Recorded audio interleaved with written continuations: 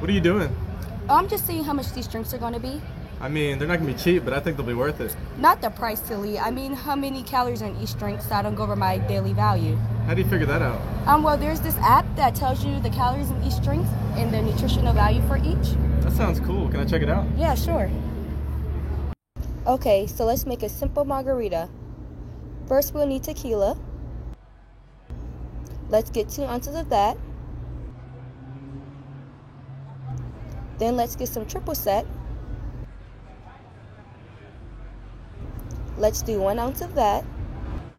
Okay, we'll save it with the default name since I'm just showing you how it works.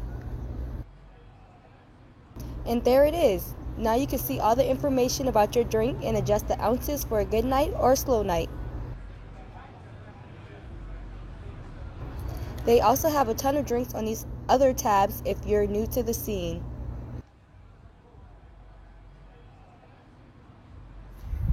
And that's it.